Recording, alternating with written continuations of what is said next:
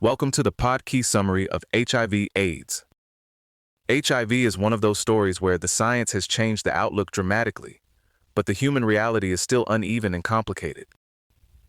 Today, treatment can turn HIV into a manageable long-term condition and even prevent sexual transmission when the virus is fully suppressed. But stigma, access gaps, and political failures still shape who gets protected and who gets left behind. So this is a catch-up on how HIV works, how prevention has expanded, where the epidemic stands globally, and why the biggest barriers are often not just medical. The biggest shift is that antiretroviral therapy has completely changed what an HIV diagnosis means. Untreated HIV historically cut survival down to something like 9 to 11 years, but with early, sustained treatment, people can now have close to normal life expectancy. The standard approach is to start treatment right away after diagnosis, no waiting around for a CD4 count to fall, and the regimen usually combines at least 3 drugs from different antiretroviral classes. For some adults who are already virologically suppressed, there are also long-acting injectable options every month or two, which is a pretty meaningful change if daily pills are hard to manage. And one of the most important public health facts here is U equals U, undetectable equals untransmittable. If someone's viral load stays undetectable, they have effectively no risk of sexually transmitting HIV. HIV tends to move through 3 broad phases: acute infection, clinical latency, and then AIDS if it goes untreated. The acute phase can look a lot like flu or mono, which means people may not realize what's happening, and that matters because viral load is especially high early on. Then comes a long stretch that can seem quiet from the outside, even while the virus is still active and transmissible.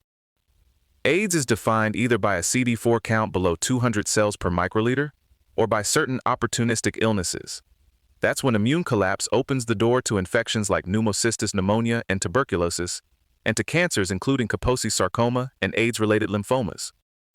What's striking is that a lot of CD4 cell loss happens very early, especially in the intestinal mucosa, even though the visible damage may not show up for years. There's also a very small group called elite controllers, roughly 1 in 300 people with HIV, who maintain very low viral loads without treatment. They're unusual enough that they're important for research, but not something medicine can count on. Transmission risk is not the same across every kind of exposure, and that's where a lot of myths have done real damage. Contaminated blood transfusion is extremely high risk, approaching 90%, while sexual transmission varies by route, with receptive anal intercourse carrying a much higher per-act risk than vaginal or oral sex. Oral transmission is relatively low, but it's not impossible. And then there's the list of things that do not spread HIV through ordinary contact: saliva, sweat, tears, urine, vomit, hugging, sharing space, and mosquitoes. That last one somehow refuses to die as a myth, but insects do not transmit HIV. The short version is that viral load matters enormously. It's high in acute infection, high again in late-stage disease, and when treatment suppresses it durably, sexual transmission risk drops to 0. Prevention now works best as a layered toolkit, not a one-size-fits-all lecture. Condoms cut long-term transmission risk by about 80%. PrEP is highly effective for people at elevated risk, and PEP can reduce the chance of infection if it started within about 48 to 72 hours after exposure. Treatment itself is also prevention.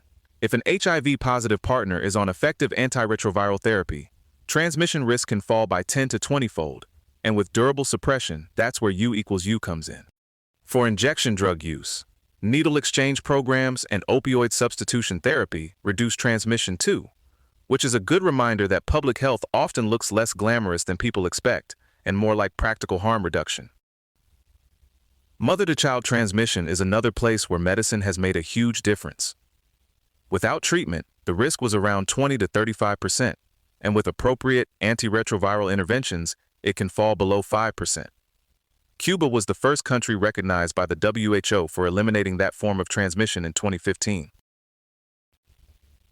On origins, HIV-1 and HIV-2 came from simian immunodeficiency viruses in Africa, with HIV-1 linked to chimpanzees and HIV-2 to sooty mangabees.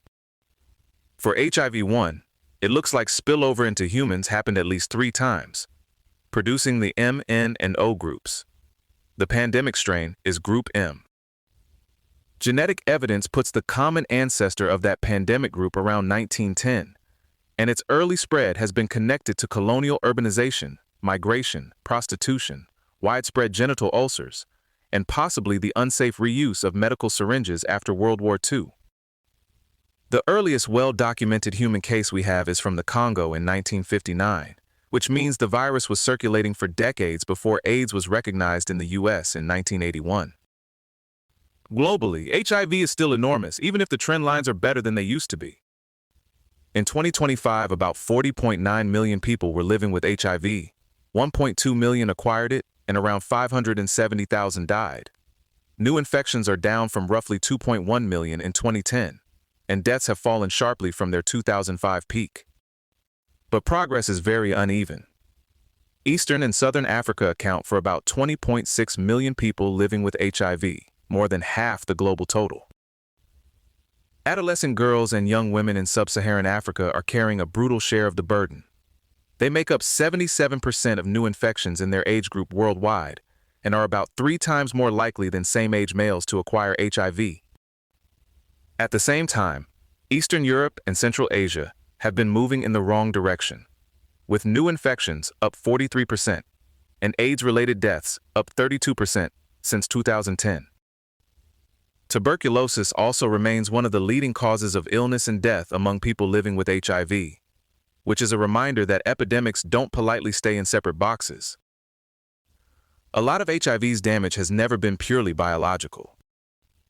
Stigma, discrimination, compulsory testing, violence, and fear can keep people from getting tested or staying on treatment, and that turns a manageable condition into a potentially fatal one while also sustaining transmission. Early on, AIDS was even labeled the 4-H disease, tying it to heroin users, homosexuals, hemophiliacs, and Haitians. It was misleading, prejudiced, and it helped harden bad assumptions that still echo now. Those myths include the idea that HIV only affects gay men or drug users, or that casual contact is dangerous, both of which distort prevention and make people feel falsely safe or falsely blamed. Politics has had very direct consequences too.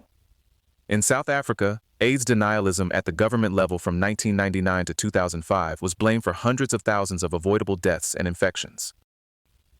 And when religious leaders claim prayer or anointing water can cure AIDS, some people stop medication that actually works. There's really no gentle way to say it, that costs lives. For all the progress, there is still no licensed HIV vaccine and no broadly available cure. The RV144 vaccine trial showed a partial reduction in transmission, about 30% back in 2009, and research continues on vaccines, microbicides, PrEP, gene-based cures, and ways to help the immune system control the virus. A few people have reportedly been cleared of HIV after extraordinary stem cell transplant procedures, 4 of them as of July 2022. But those cases are exceptional and not realistic as routine treatment. So the real contrast is this. Rare cure stories get headlines, but the everyday breakthrough is durable suppression through antiretroviral therapy. Even then, long-term health risks can remain, including cardiovascular disease, kidney disease, osteoporosis, neuropathy, neurocognitive problems, and some cancers, reflecting both chronic infection and treatment effects. The through line here is pretty clear. HIV is no longer the same medical story it was decades ago, but it is still very much a story about access, honesty, and whether people are met with care instead of fear. And for a virus surrounded by myths for so long, plain facts are still doing a lot of heavy lifting. This episode was generated by Podkey. Create your own at podkey.fm.